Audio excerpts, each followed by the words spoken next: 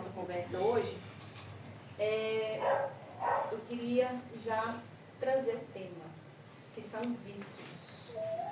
A nossa amiga Rosângela falou desse tema há 2 semanas atrás, porém ela veio com um foco no vício dos dependentes químicos, né? E hoje eu gostaria de falar dos vícios, mas eu gostaria de abranger de uma forma mais geral e também abordar algo que é muito pouco falado, que são os nossos vícios morais.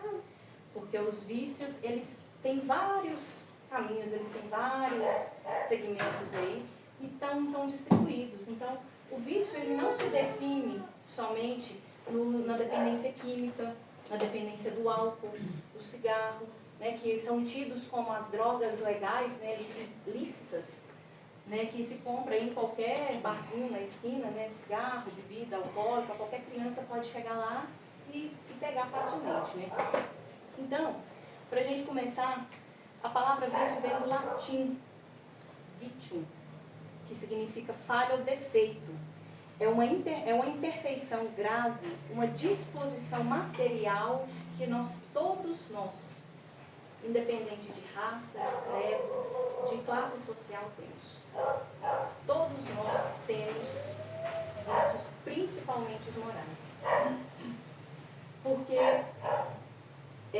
a definição, e assim, o vício ele ganhou tanto destaque que ele se tornou caso de saúde pública. Então ele hoje é tratado como uma doença complexa que exige uma grande vontade, uma grande força de vontade daquela pessoa que tem um determinado vício de mudar, de querer sair daquela impregnação ali onde ele está, naquele estado ali. Como a gente falou, né, temos os vícios químicos, que são os de álcool e droga, e temos os vícios morais, que tem como a sua principal raiz o egoísmo.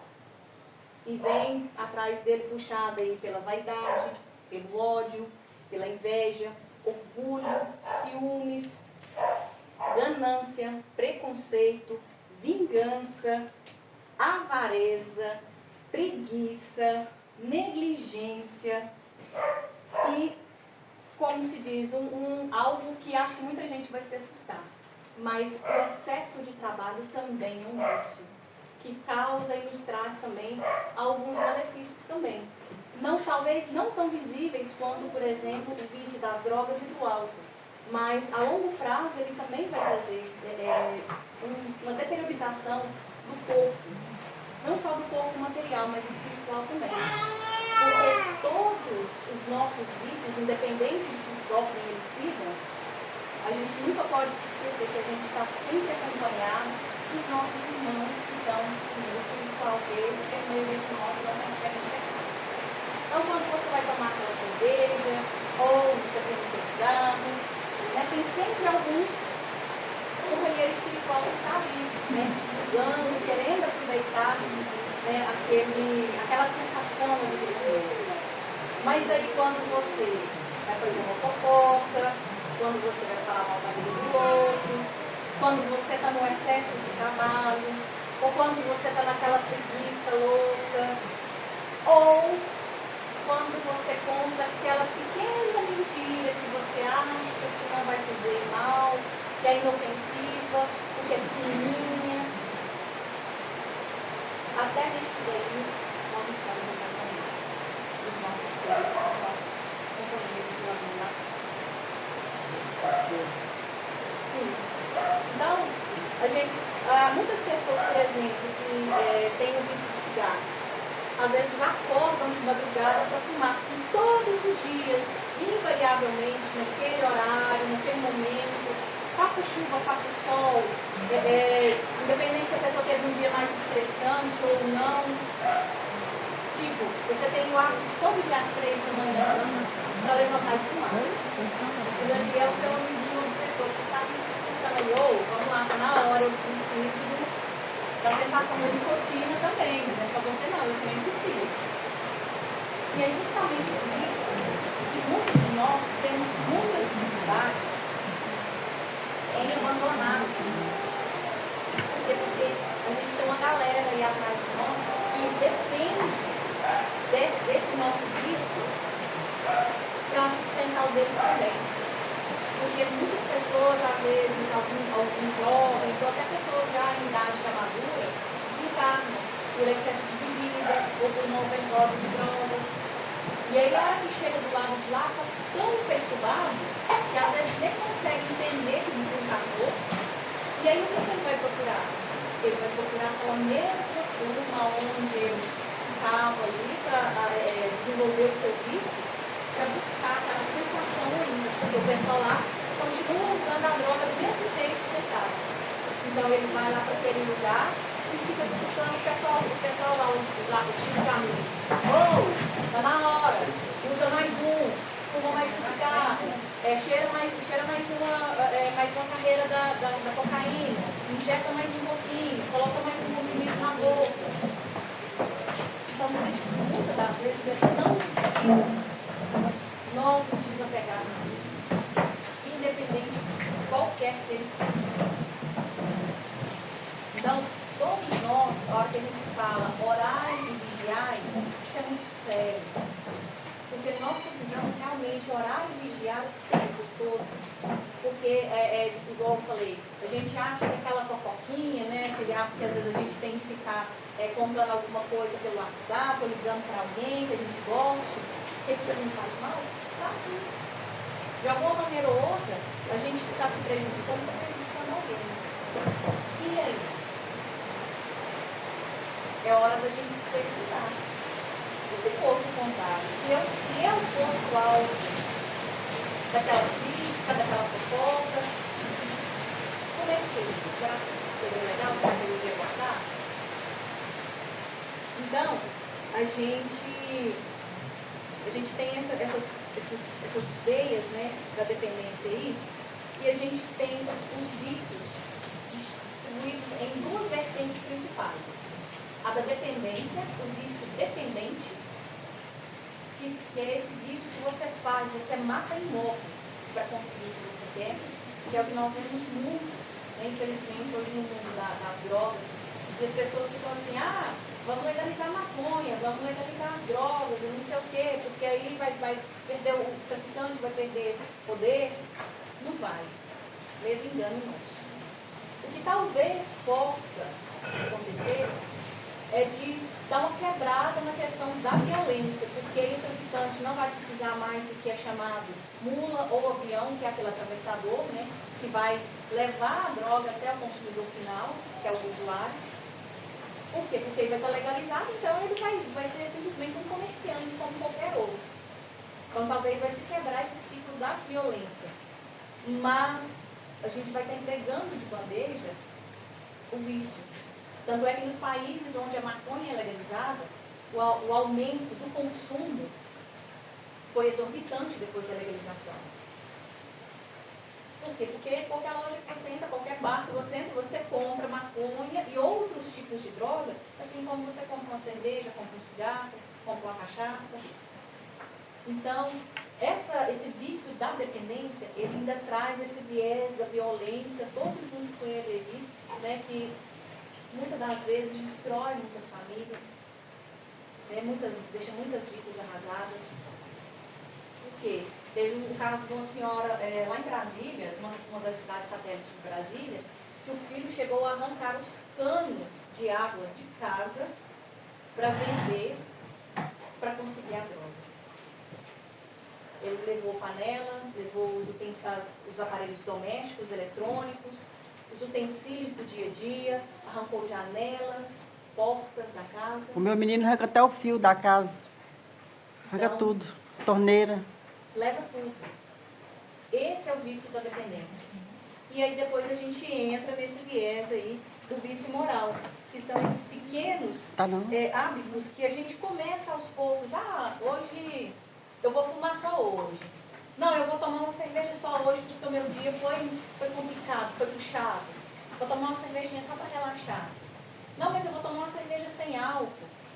Só porque aí a sem álcool puxa, a depois é com álcool, que aí você quer experimentar qual que é o efeito que a com álcool faz, que a sem álcool não dá. E aí você começa. Você toma uma cerveja sem álcool, depois você passa para de álcool, aí depois talvez você comece a fumar, porque um vício, ele sempre abre a porta para outros vícios. E ele abre portas muito perigosas. Porque por trás desses vícios aí, vem muitas doenças, vem a violência, que muitas das vezes a gente não para pensar. E assim, estou me incluindo nisso também, porque eu também já fui uma pessoa que bebeu cerveja, que bebia vinho, enfim. Teve uma época, né, a Vanúcia lembra disso, a Vanúcia, o Adair lembra disso, que foi em março do ano passado. Eu tive digamos assim, um peso de consciência, um estado de consciência muito grande, porque em julho do ano anterior, de 2022, eu havia perdido a minha primeira gestação. Eu tive um aborto espontâneo perdido. E eu não me toquei que aquela dor, eu estava mascarando ela através da bebida. Tanto é que um dia o meu marido mesmo falou para mim, mas você não acha que você está bebendo demais, não? Dava fim de semana, eu não queria saber de outra coisa. E eu, não, boa. Até que um dia, uma colega de serviço minha que estava gestante, e eu ainda na luta tentando engravidar novamente, ela foi fazer o chá revelação dela, ela já estava gestante e tal, já tinha uma filha, estava esperando o segundo, e eu falei para ela, olha, eu não vou estar na cidade, mas você me manda contando o que é do seu neném e tal. Quando deu no domingo à noite que eu cheguei em casa, que eu peguei a internet novamente, que eu fui ver, quando eu vi o vídeo do chá revelação dela, eu me desabei de chorar. Eu chorei até no dia. Eu amanheci no outro dia com o rosto tamanho da lua, todo inchado de tanto chorar. Aí é que eu fui me tocar do quanto aquilo estava doendo em mim e eu tentando mascarar através disso. E aí eu cheguei aqui com uma crise de consciência muito grande, que eu ainda falei para a Vanúcia. Falei, a minha mágoa maior é saber que eu tenho tanta informação e o que eu estou fazendo para ela, eu simplesmente estou dando lixo. A minha dor era maior que de outras mães que haviam perdido filhos? Não. Não era. Mas eu não queria enxergar. Então foi a partir dali que eu falei, eu preciso fazer algo com essas informações para que isso não vá para outro lado, porque talvez abriria portas para outras coisas, né? Até para doenças que talvez me fariam não ter, né, o meu filho. E foi aí que eu comecei a me cuidar melhor, e fui largando até que cessou. E aí veio a minha filha, a Lara. Está aí hoje com quase 9 meses já de nascida. E, como vocês com muita alegria, né? E ontem até a gente estava voltando do sítio à noite, eu ainda falando para ele, como eu olhando ela dormir e pensando como que eu aguentava aquela vida, né? De beber, trabalhar e passar a noite sem dormir. E era o famoso ciclo vicioso. Era aquilo todo dia. Aí ele falou para ele, porque agora o seu sentido está em criar a sua família, criar a família que a gente tem. Aquilo para você na época fazia sentido, hoje já não faz mais.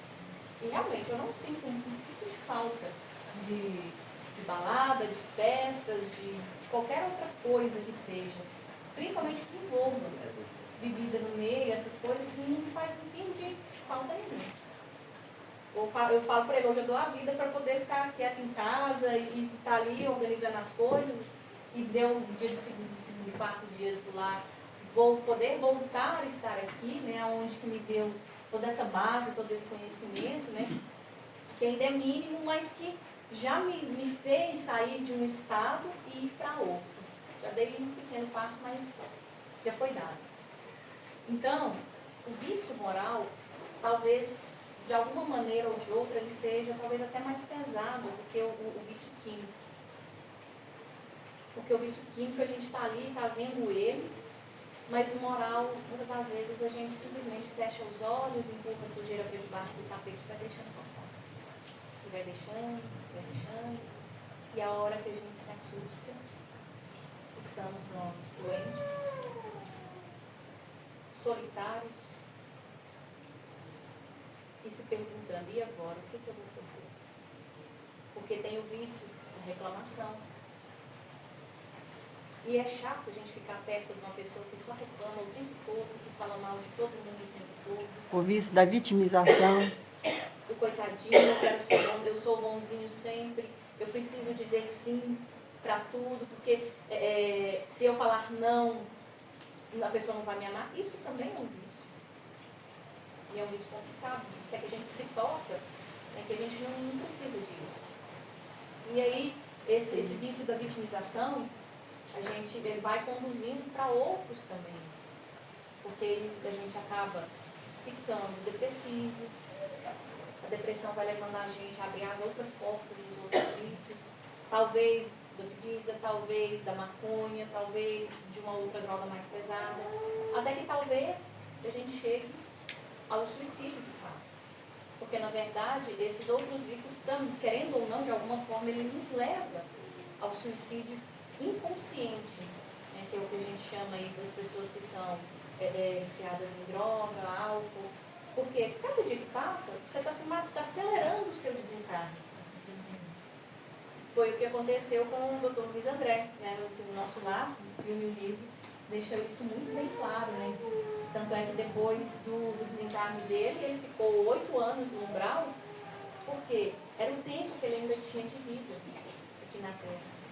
E ele acelerou, né, com a bebida, as noitadas, a má conduta da sua vida, ele acelerou esse processo e ficou lá no umbral.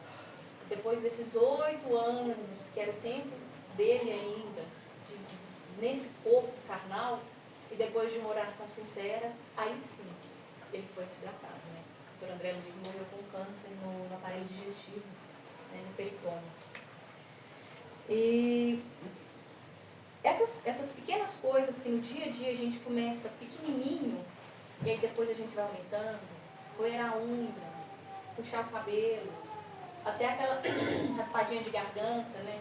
Que a gente tem por hábito, né? A gente diz por hábito, na verdade é um vício. Porque talvez essa raspadinha de garganta não te leve a tantas outras coisas mais graves. É só engolir sapo. Pode ser que sim. O sapo fica entalado e fica assim, para ver se desce. Aí a gente vai se envolvendo cada vez mais nessa trama de vícios, das quais a gente está habituado, dos quais a gente está envolvido aí no nosso dia a dia. E o vício, na verdade, tem alguns vícios morais que eles se tornaram, inclusive, caso de saúde, de doença pública, e ganharam patologias, como, por exemplo, o vício da mentira. Porque tem gente que mente tanto que para ele se torna um hábito, como, por exemplo, tomar um copo d'água. E ele mente com tanta convicção que ele mesmo acredita na mentira dele, sabendo que é mentira, mas ele fala com tanta convicção que ele mesmo acredita e faz com que o outro também acredite nele. Eu já convivi com uma pessoa assim, gente, é terrível. Pelo amor de Deus, você fala assim, gente, a pessoa não se toca aqui. Não tem como, porque a pessoa vai mentindo tanto por hábito, ali no dia a dia, que ela esquece de costurar os pequenos detalhes. Você conhece o meu ex-marido? E aí ela esquece ali de pequenos detalhes que às vezes passa despercebido por alguém. Mas talvez para uma pessoa um pouco mais detalhista, que ouve um pouco melhor, que olha um pouco melhor, fala, poxa, peraí, não precisava disso, né? E então, assim, o vício da mentira, ela ganhou, né, inclusive um nome, mitomania. E tem casos de pessoas que realmente precisam de tratamentos com médicos, psiquiatras, toda uma rede de apoio para tentar deixar desse vício. Ele é um vício muito grave. Porque muitas das vezes não, todas as vezes que nós contamos uma mentira, por menor que seja, ela vai virar algo completamente maior do que aquilo que a gente falou. Se eu falar aqui hoje, aqui em Patos agora acabou de chover 100 milímetros, se eu, por exemplo, colocar isso no jornal de notícias da cidade, rapidinho todo mundo vai achar que teve uma enchente, que tem casa sendo destruída, que tem carro sendo arrastado. Olha o tamanho da proporção que isso toma. Eu acho que não choveu 10. Então, por exemplo, você fala, nossa, tá mó chuva aqui, as pessoas logo vão pensar em ruas alagadas, carros sendo arrastados, né? Enfim, isso causa, né, e traz uma gama, traz uma avalanche de coisas aí por detrás que talvez a gente não consiga consertar, não consiga colocar um parador nisso também. Né? Então, quando a gente for contar aquela mentirinha de leve, pequenininha, vamos tomar cuidado para a gente medir bem as consequências dessa mentirinha, porque talvez ela cause, na sua vida não, mas na vida do outro para quem você vai contar, ela cause grandes estragos que não serão mais reversíveis, né? Tanto é que o irmão José Carlos Batelli fala que a mentira mesmo insignificante é um vício que desonra e compromete as demais qualidades da alma. Olha o tanto que isso é forte. O que é da alma, que você falou? As qualidades da alma. A mentira, mesmo que insignificante, é um vício que desonra e compromete as demais qualidades da alma. Porque uma pessoa, quando ela é taxada de mentirosa, é como se fosse um dependente químico, ele perde completamente a credibilidade. Porque quando a gente tem um dependente químico na nossa convivência, qual que é a possibilidade de você acreditar no que ele está dizendo? Zero. Você não confia nele para nada. Por quê? Porque ele mente sempre em prol do vício. Então não tem como. Uma pessoa que tem esse hábito de mentira compulsiva, muitas das vezes ela desenvolve até sem ver. Mas a gente precisa muito se policiar nesses pequenos vícios morais que a gente está desenvolvendo no dia a dia, para que a gente não faça com que eles se tornem gigantescos e acabem, muitas das vezes, com a família, com o ciclo de amigos, enfim, com todas essas coisas. Para a gente finalizar, eu gostaria de ler um pequeno texto que está na página 51 e 52 do livro Estude Viva, que foi psicografado pelo Chico Xavier e foi ditado pelos espíritos de Emmanuel e André Luiz. O uso é o bom senso da vida e o método da caridade. Vida sem abuso, consciência tranquila. Uso é moderação em tudo. Abuso é desequilíbrio. O uso exprime alegria. O abuso nasce a dor. Existem abusos de tempo, conhecimento e emoção. Por isso, muitas vezes, o uso chama-se abstenção. O uso cria a reminiscência confortadora. O abuso forja a lembrança infeliz. Saber fazer significa saber usar. Todos os objetos ou aparelhos, atitudes ou circunstâncias exigem uso adequado, sem o que surge o erro. Doença, abuso da saúde. Vício, abuso do hábito. Supérfluo, abuso do necessário. Egoísmo, abuso do direito. Todos os aspectos menos bons da existência constituem abusos. O uso é a lei que constrói. O abuso é a exorbitância que desgasta. Eis porque progredir é usar bem os empréstimos de Deus. Então, com tudo que a gente falou aqui essa noite, ainda para a gente finalizar, que a gente tenha cuidado em todos os nossos vícios, até porque essa nossa veste momentânea que nós estamos aqui é emprestada também. E aí, como é que a gente vai querer devolver a nossa veste quando a gente fizer a nossa passagem? A gente vai querer devolver ela toda deteriorada, cheia de doenças, cheia de desgaste? Ou a gente vai tentar com bons hábitos, manter ela da melhor forma possível. Porque assim, a gente vai envelhecer, o cabelo vai branquear, né, a pele não vai ficar tão firme. Mas, e por dentro? A nossa consciência, como que a gente vai devolver ela para o lado de lá? Porque todos nós estamos aqui com a missão de nos elevar, de nos melhorar moralmente dizendo. Será que esses nossos vícios, os nossos hábitos do nosso dia a dia, está fazendo com que a gente melhore ou que a gente piore? A gente vai ter que voltar a estudar essa matéria de novo, numa próxima encarnação, talvez de uma forma mais puxada, numa sala com outros estudantes que estão talvez mais atrasados que nós, mas que a gente precisa estar ali para rever essa matéria novamente? Se está difícil aqui, imagina se a gente precisar voltar para um planeta mais primitivo. A Terra está passando pela transformação aí, porque hoje a gente está no mundo de provas e expiações, mas ele está caminhando para o mundo de regeneração. E se está difícil agora, imagina se a gente voltar para um planeta mais atrasado, para a gente poder aprender o que a gente podia ter aprendido aqui. Assim como eu, se passa uma pergunta: o que eu estou fazendo com todo o conhecimento que está sendo distribuído?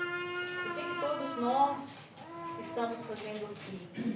Sejam vocês que estão sentados aí, ou eu que estou aqui na frente, porque afinal de contas o ouvido mais perto da minha boca é o meu. Então, eu não falo não é só para vocês, não, eu falo para mim também. E eu, como daí eu vou pedir uma fala sua da semana passada emprestada aqui para a gente encerrar. Se a gente está achando difícil sair de casa uma vez na semana para ir visitar um hospital, uma clínica de reabilitação, um asilo, imagina se a gente deixar a caridade morar dentro de casa. Vamos refletir nos nossos hábitos.